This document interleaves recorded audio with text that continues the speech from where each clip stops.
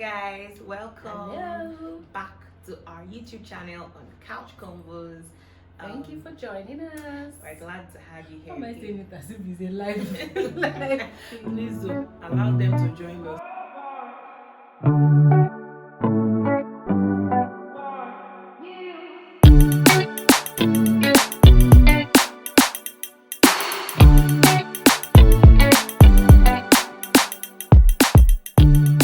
Thank you for joining us from whatever continent and from whatever time zone that you're joining us from. Welcome. So we're going to go straight into today's episode. We're talking about something interesting that we're seeing happen in our own generation, which is kind of different from our parents and where we're coming from. We're talking about rethinking career paths. There's a lot of career paths that have come out in the last decade. A lot more Used to be non-existent. exactly that used to be non-existent. A lot more industries where people are thriving and doing well that did not exist 20 years ago. So we just want to talk about maybe to an extent our own experience and just kind of encourage someone who might also be in the space that we have been or that we still are. So I'm going to start with my first question to Tiola, which is, what did you study in school and what are you doing now? Okay, so first of all, I thought that I was called into the corporate world. Is it called? So first I studied accounting. So today I will never understand why I did. I don't understand why she did. Like, it just doesn't make any sense. I know why I did. Even the reason why I did is very stupid. Like, okay, so when I was younger, my mom used to go to a Eco market, that Balogun. My mom used to go to Balogun to buy clothes. Pillow back in its normal position.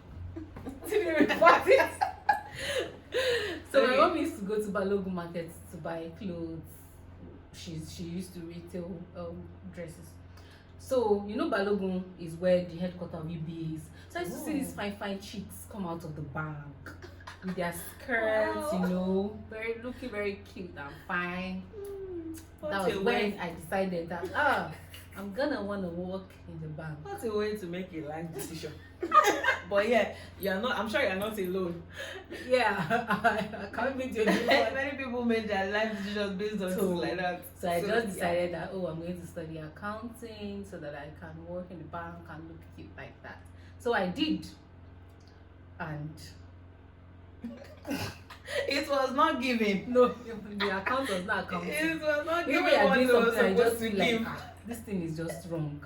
I'm calculating money that I did not see before. It just felt abstract. I was just too far away. So I decided that this is not my path. After my ND, I changed course and went to Unilag to study social work. I didn't study psychology, but I was given social work, which I'm very grateful for. So, and what am I doing now? Yeah, I'm back, at least a little bit back on track. I'm working as a customer care executive or representative for a mental health company. Okay. Yeah, so she's also a makeup artist. yes, please. So yeah, I'm a makeup artist. she's also a makeup artist, a very good one at that. So yeah. thank you. I think for me, I don't even do I don't do makeup on this. yeah, you should. Maybe we'll have a makeup episode. Maybe you make me up or something. Yeah, we can do that. We can do that. Okay, so what about you? So yeah, I did medicine. I studied medicine in school. I no longer practice. I did say it with so much humility. I Well, did. I see people not carry books to your chest. I'm just serious because about I'm already used You're to it's almost like dropping a bomb whenever I say it. So maybe that's why I took my time so that people prepare. But yeah, I studied medicine. That's why we call that Dr. Tony. Yeah, so I studied medicine, but I no longer practice. How did that come about, the whole thing? Well, I think I was born in the midst of plenty doctors. That's just what I was saying. I was born and I was raised in a community of doctors mostly. So I think for me it was almost just felt natural. Yeah, so it wasn't like anybody forced me or any of those normal things people say. I just sort of aligned myself with it. I of course I sensed that I may not really like it, but it was just the obvious choice. Like, I like to say it like that. And then I went in and I already started struggling from like SS class. I could see that I wasn't as inclined to science as I was to the arts. And you know how it works in secondary school. You can't. The science Once students you are the brilliant ones. it's So not if you say even- you are switching from science to arts, they are You- looking at you like, So it's not even that. It's the fact that you can't even do both. yeah. You know the way secondary school works. Once you're in science, you're in science. Like you can't even say, okay, I want to take, and maybe French or something was the only thing you could take. So it's like you are just separate. So even if you're interested, it's like you're already separated from that world. Yeah. So and then I just went to school and just realized that my fears were indeed confirmed. I was not really interested in medical practice. So but I finished and all of that, and then I started my journey from leaving. So I quit a couple of years ago, and then I started my journey to something else. So what do I do now? Now I'm a writer, content creator, Very content good writer, and all of that. So that's what I do at the moment. But the future is very bright. All right. So yeah. How did you decide on this new path that you are on? Like, what led you to social work and now to working with the psychology firm and all of that? Okay, so I think one major factor would be the fact that when I was about to write WAEC, I lost my dad. So it was a very stressful teenage period. And it was at that time I also entered to study accounting. So I was going through a lot of emotional roller coaster. Today I'm happy, tomorrow I'm not. And I don't even think I took time to process my dad's death properly, because I was the first child, my mom was pregnant. So there's no time to be sitting around and be feeling sorry for yourself, So I just, moved on like that. But learning more about my own emotions, I got interested in, and I read some books, like I read Tim LaHaye's Why You Have to Do What You Do. Yeah. So I read some books around that period, and I felt like, I think I'm more interested in people's behavior and how they develop and how they think and what makes them, function the way they do, and why people, and how to also help people when they are feeling certain things. So that was what drew me towards psychology. I didn't even know that social work existed until when you didn't really hit the cutoff mark for a course, but they just give you one that seemed close. Yeah, so that was what happened. And social work, had a little bit of psychology fused in it, and it made sense. So, and ever since I found that interesting. But customer care, having a background in social work and understanding human minds and people, I'm able to communicate well. Yeah, and then working in the mental health platform also, I'm able to use that to better my work. Okay, so taking the same question from me, I would say I'd always been writing. I've been writing since I was very young. So I still have like books from when I was in primary school, secondary school, scribbling, writing stories. So I'd always known how to write. It was never a problem. But then I started writing in like 500 level in medical school. I started a blog. No, I think it was 400 level self. Started a blog, and I just was writing about my opinions. At the time, it was actually Hazel Iris, and it was on Blogger. For people who remember, Blogger was Blogger not Google's platform or something before I now moved to WordPress. And I was just writing like interesting social issues that I was, concerned about. And then from there, I got a lot of comments. My classmates, would read and they would, comment, and was like, "Oh, you're really good at this stuff and all." So when I think when I graduated was when I realized that I could actually make money from writing. This was, was this not between the time I think it was after house job actually, because during house job it was hard to combine anything. But then I met someone who was also a doctor, who is a very good friend, who then told me that this is how she's making money from writing and everything, and then I was interested. So I finished house job and I went online randomly and was just looking for writing jobs. I didn't have any experience in the professional field, but and then I found someone who was looking for a writer, and that's how I started working, doing it for money.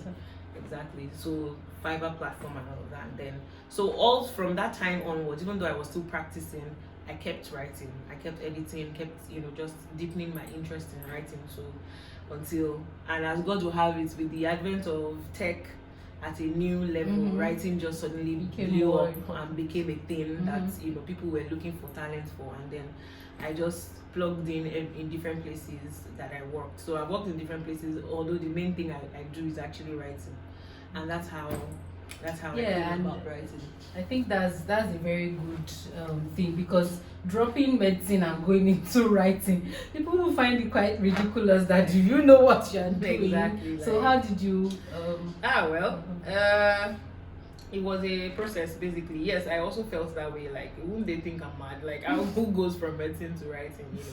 Even though, like, I like to say that writing is not the final bus stop. It was just what I had at the time. Actually, I had more than that, but it was the thing that I just felt I could fall back on to make money. Because the truth is, whatever else. Yeah, and I make I also learned once in 3 years. Yeah, I learned fashion design, and I really used to enjoy it at the point, but it just became a bit more demanding as the Bella Naija styles became harder and harder. It's like only me cannot do this whole this whole process of making these kinds of complicated styles. So I started to lose interest, but I still make simple things for myself even now, for friends and all of that. So basically, writing just happened to be the thing I had in my hand. It's like a what was in my hand at the time situation. Yeah, I still had to make money. I think that was how I entered makeup too. It was the what was in your hand kind of. I was always interested in beautifying people. Even when I was in secondary school, I used to make hair for my secondary school, for my friends anyway. Then after secondary school, I went to learn hairdressing. Okay. So it was in university, not university, poly, that I found out about makeup, and I felt it was interesting, and I later lost interest in making hair because you stand for hours and braid, and of course I was making it for students. How much they want to pay you? But makeup, they'll pay the same amount or even more for something you do in less time, and I found it very interesting. So that I entered into makeup too. So, and the whole concept is that because you are moving from one career to the other, there is a period of transition. You still have to keep making money. So it was just probably good for both of us that we had skills already that we could turn to money while we are still making that journey. And I think that's a very important thing. I think that one of the important things that we really even wanted to touch on this episode is the fact that it's okay, it's okay to move from one thing to the other. If you feel like where you are right now is not working, it's okay to make that I'm looking for the word unconventional move from one career, like the way my own shocks people that you went all the way from medicine and went to that corner to go and be writing, and it looks crazy, but the thing is you can do it. It's okay. It depends on what you feel in your heart that you should be doing. And I would like to add to that point in that we grew up in a certain way that we feel like, you go to school, then you look for a job and stay on that job and be there, grow in it, but things are changing lately. Everything is changing. So if one has a rigid mindset, you won't be able to make that switch. You feel like, how am I going to survive? What are people going to think about me? But here's the truth. People will think about you just for a brief moment and forget about it. Exactly. You're the one who is going to live your whole life forever, whatever decision you choose to make with it. So yeah, I think I agree. And then there's obviously the way we were also raised in Nigeria to feel that some courses are more important than others, like medicine, law, engineering. If you move from those kinds of courses to other arts courses or creative courses or creative careers, it's like you're wasting your life and all of that. But you say you're gonna become a content creator. Exactly. People still look at and you like, what's your real job? Exactly. And you now drop your law degree to go and be making content. It looks crazy. It looks like, are you okay? But I think that it's important to know why you do what you do. I think that that's going to be very important. It's not even just because the times are changing.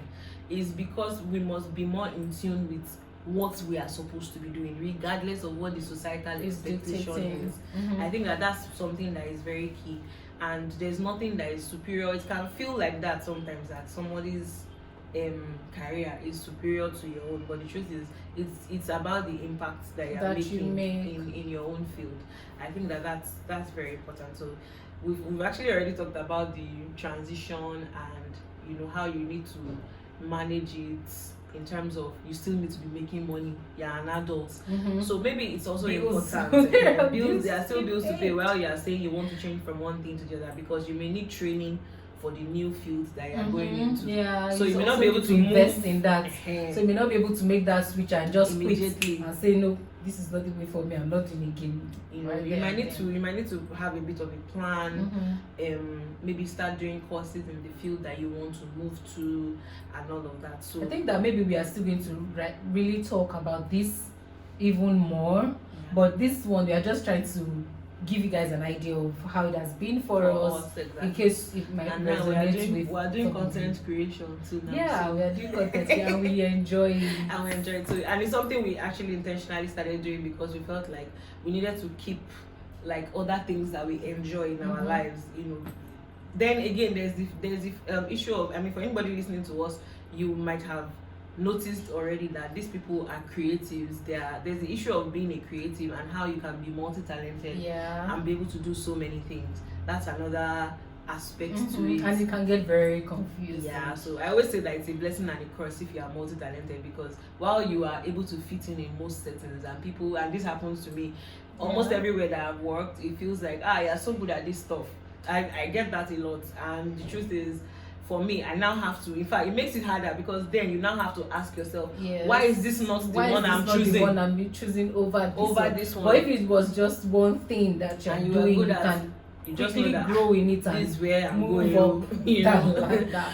But again, if you are good at a lot of things, you have to answer that question: why would I choose this one as the main focus over this? So that it can help you, because also we don't want to push the narrative that you should just be moving up and down and not have your bum in one place. If you notice she talked about the fact that social work, psychology, so there's still an interest in a particular line and career, which there's room for growth.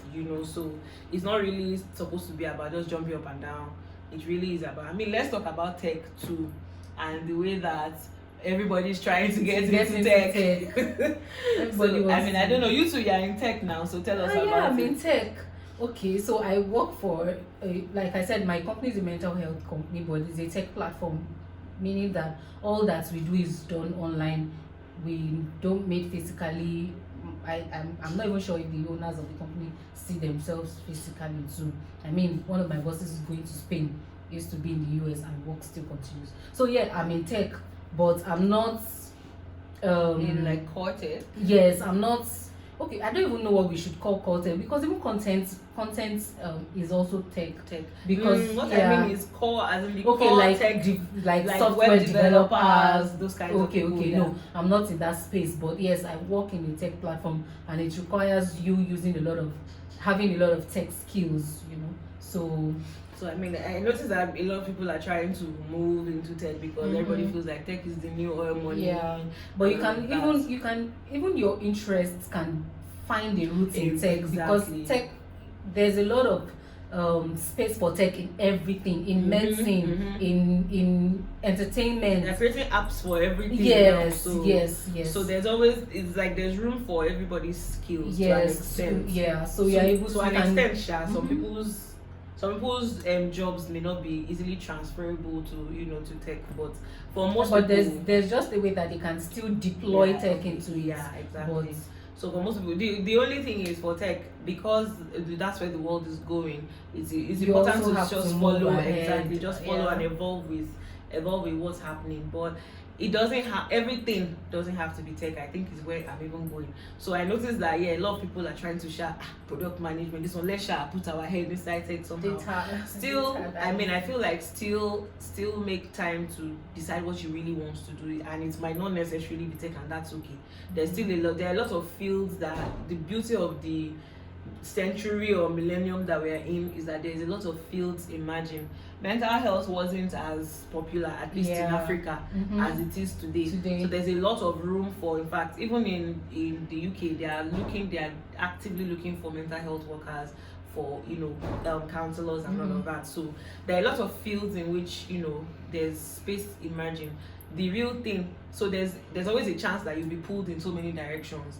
The real thing is, if it's not tech today, it's going to be something else tomorrow. What you need to be always in tune with is me. What's my own way of choosing what I should be doing right now? And there's something I also learned from one of my mentors, which is that the fact that you're multi-talented, you may not deploy everything now, but there may be phases of your life and I feel like I've experienced that too. Because this fashion designing that I do, and it's not like I'm bad at it, I'm actually really good at it. It's just that it's on hold for now. And I feel like at some point in my life I'm going to build something around it again, but maybe just not now. So for those of you that are multi-talented, it's okay if something looks like it's taking a back seat right now, and you need to focus on one something. thing. So I think that's important. So what other questions? The last question, which is interesting, is how to navigate the emotions that come with that going into unconventional careers or making a switch and all of that. I mean, in terms of making the switch that you've made, did you have any struggles? Of course I did. Some of the struggles I had switching from one career path to the other, and switching from one job to the other also, because I've not stayed in one job ever since I finished or started working. Stayed, just that you've not stayed. I've not stayed I've not stayed for a certain amount of time. Yes, because sometimes I wonder how someone is working in one place for 20 years.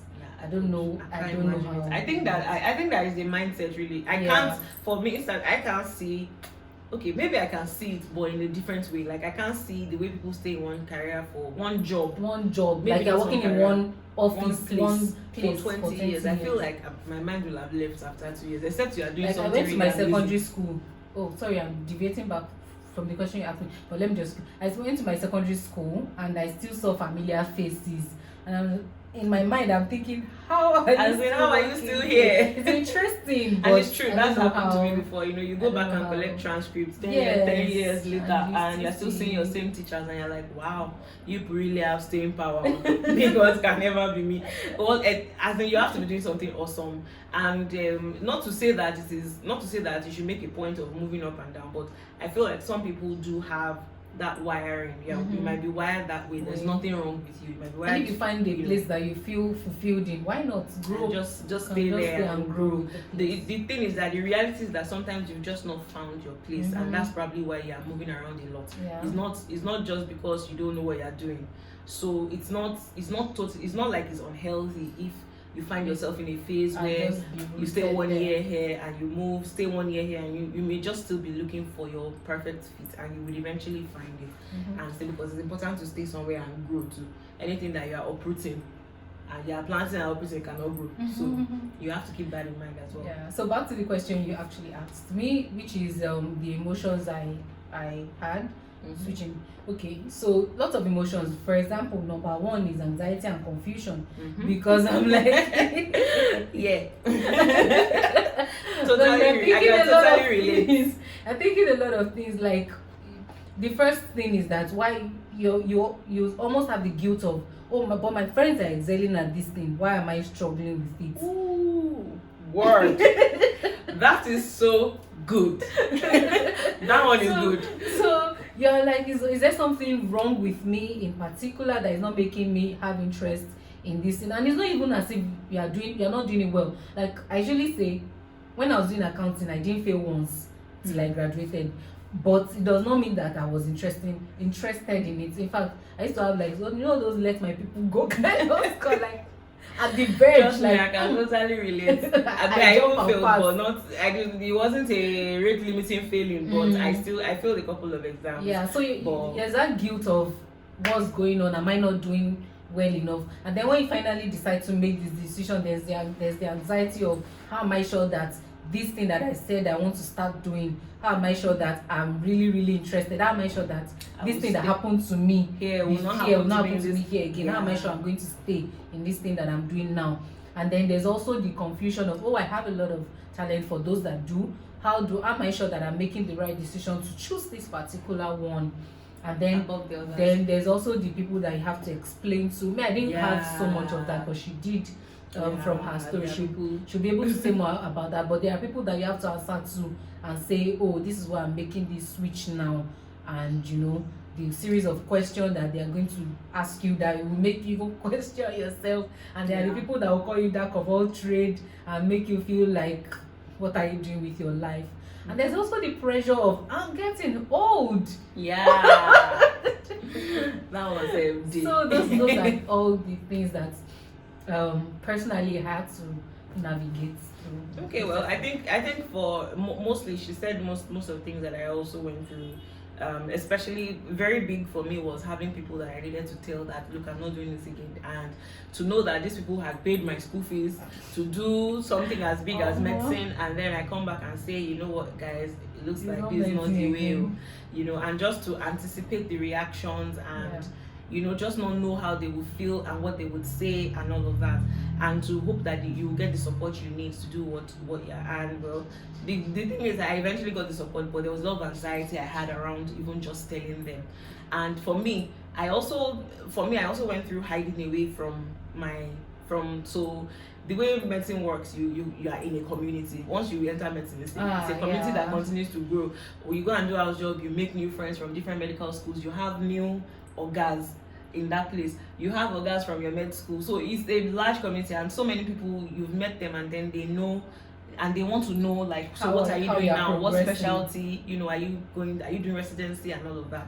And then I had to literally hide away from a lot of those orgas, particularly because I didn't want to answer any questions, because if there were questions that even I didn't have answers to at the time, and it would have made me feel really bad to now have to answer questions, and then it will now be clear that you don't even know what you are doing safe. So I know that I hid away from people for quite, I had it. And there's also that part of you that they feel like it's just because you don't have the staying power. Yeah. So people tell you that it's just farabaleko, you know, Drew soju kind of, and you're like, you think I'm stupid, you think I really just want to be jumping up and down, but there's something inside that is pushing you, nudging you, letting you know that you are not there yet. You can still, you know, make that change. So I think that was, and definitely this is another interesting emotion I went through, because of the way medicine is exalted in you know, the Nigerian space. I actually had that feeling of a demotion, like I was going from something prestigious to something that was ordinary, you know, and that was an emotion I had to navigate and get myself to the point where I realized that, look, I'm not my job. Even if I was a doctor, I'm still not my job. That. Even if I'm an aeronautic engineer and everybody's worshiping and adoring me because of, you know, I'm still not exactly, it doesn't define me. And it took me a while to get there. So that was another unique emotion that I know I went through. Then the usual fear, confusion, what am I going to do? What if I fail at this new thing? You know, it's not even about will I stay, that what if I now this one was a fear, definitely. Like 20 years from now, my classmates that have stayed in clinical practice, and then what if we meet somewhere 20 years from now, and it's like I'm just there, and they've really gone, and it's just like, in the end, it's like I feel that the thing I switched to. So there were a lot of fears there, but you know, you navigate them and you move ahead. You just be sure of the conviction that you have about what you're doing. That's something that will really keep you, because a lot of emotions will come. There's also the desire to be in your place of comfort. There's also you don't want to rock the boat. I think that I also went through that, which was why it took me a while to even, in real life, it didn't take me that long to switch. It's not like I practiced for 5 years or something. I practiced for maybe 1 or 2 years and then I quit. So I won't say you like red card. When I said no, I didn't look back. And I need to say this as well, because it's important to know that when you look back you're sure you made the right choice. I've been in hospitals after that. I've been with my colleagues, you know, because most of my friends are still doctors, because this was the community in which I came up. But they still ask me, I go to the hospital, play with them and all of that, and they still ask me, you left? And I'm like, I don't miss it. As in, I enter hospitals now, I don't miss it one bit. Like I did not look back. As in, and that for me was very, very instructive to know that I was sure that I was doing the right thing. So I think I mean, for me, emotions would come, plenty fears would come, but if you are convinced that you're doing the right thing, it would really serve you on the journey. Because, and by the way, it's not just in the beginning of the transition, the emotions continue until you find your thing. I can still tell you that now, I had a conversation with someone on Sunday that made me start doubting again the entire process of the last 2 years. Yes, because people will say some things to you, and this person literally, and someone that I respect, said to me, "You are very brilliant. You are very smart. You're just wasting your the strength of your mind." And I didn't know how much it got to me until 3 days after, when it came back to me again, and I started asking myself, "Wait, am I truly wasting my intelligence? Could there be something more complex that I could be doing and shining at?" But I realized that I don't even think is it supposed to be complex though? So that's the thing. I feel like for me, I don't know how it is for you, but I feel like for me, because I was coming from medicine, there's a lot of my own fears that is around the fact that I was coming from medicine, and the way medicine is seen, and the way it's exalted, and the way, yes, it is complex. So when you're coming from medicine, it's like someone told me that even my writing, that they are sure that the reason why it's like that is because I did medicine. There's a complex mindset you bring from there that you that you now put into simple things. So I think for me, a lot of my fears were also coming from that perspective of medicine and science, and this is more complex and higher than everybody else. So I think that would be it for me. But so you would have reasons to keep resolving those feelings, resolving those emotions. They are not going to completely go away. And they'll make you grow, I guess. But the more you resolve them, next time when you have it, you know what to say to yourself. You know how to get past it. And you just take the journey until you find your feet. So what's the take home from all our discussions? I guess the take home would be that, first, it's okay if you want to do something different. It can be scary, but it's okay. I needed people to tell me it was okay. I mean, I skipped that part, but yeah, there were 2 key people who told me when I was going to quit my job, and my hands were shaking, and I had like an entire panic attack the first time I wrote my resignation letter. Meanwhile, she also has a friend who is a pharmacist that is also not practicing pharmacy at all. And the way her own happened, we should have actually gotten her on this episode, because the way her own happened was even very interesting. It was a bit natural. Her own just sort of happened. Like she was actually planning to practice pharmacy. But somehow she just kept on making clothes everywhere she went. She went to serve, she continued sewing. She went to do internship, she continued sewing, and it just kind of became a thing. Water just finds its exactly, like water just finds its level. So I mean, you will find your feet. So just, if you really are feeling, it's not for everybody. I feel the need to say that all of this that we have said is not for everybody. Some of you are already in your perfect fit. You just need to keep growing. But there are people who know that, as in, there's something else I could be doing, and they are stuck. For those people, know that it is okay. Like, this is the permission you need to make that switch if you want to, and to know that you can go off the beaten path. You can make a path all on your own. So I think for me, that's the main thing that I want to pass across. Try to do a lot of research.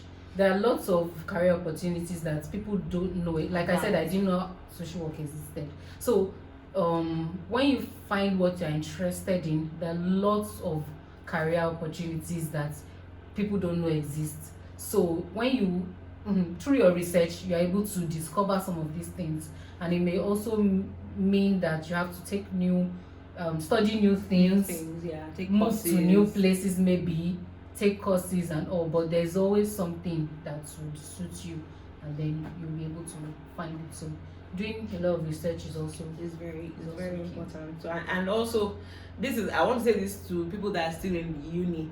This is why for both of us, one thing you can see is this is why it's good to have other skills, because that really helped us in our transition. It meant that at every point there was still something to fall back on, financially. Exactly. So if uni is a good place to hone your skills, because you have opportunity to serve in different capacities. So for someone like me, who was a fellowship girl, you got a chance to do a lot of things, to organize programs, to lead teams, so you develop a lot of skills, and then you find yourself So don't shy away from getting involved in things. I think while you you're made in a school. very valid point, because I can totally relate to that. When I was in school too, I was a fellowship girl and I did a lot of things: church decoration, children department.